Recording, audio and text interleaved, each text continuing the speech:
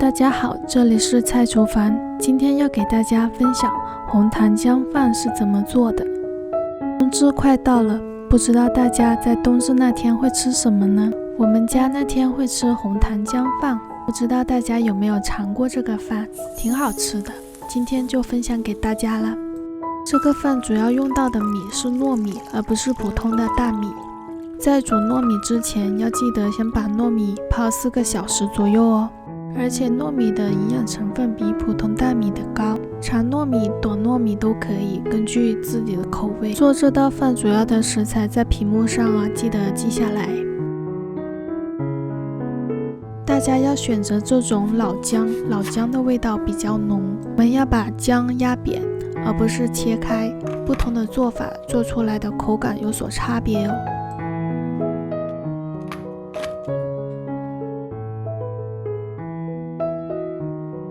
要把红枣切片和红糖片压碎，如果你嫌麻烦，也可以换成红糖粉。把锅烧热烧干之后，直接把姜倒进去，这样子可以把姜的水分去掉，同时姜的味道也会更浓郁。姜炒干之后就可以放食用油，尽量可以放多一点，然后把姜爆炒一下。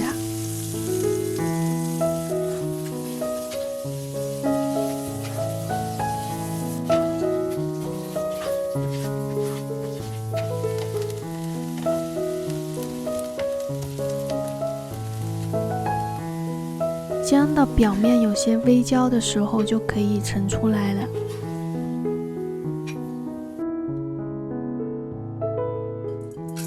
把泡好的糯米放进电饭锅里，然后把所有的食材也放进去。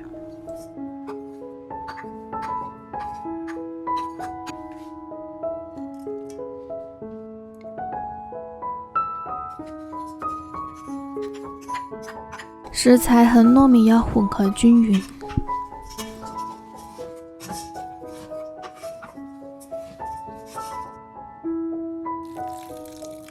放适量的水，然后盖上锅煮就可以了。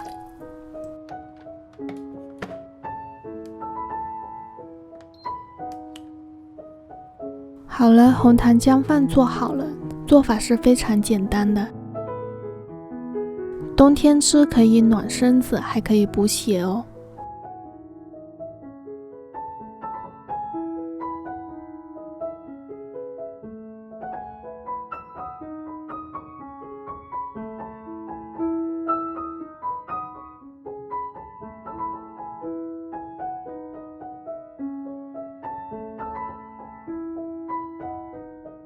好了，今天的分享就到这。如果你喜欢我们的视频，记得点赞和订阅我们频道哦。我们下期见。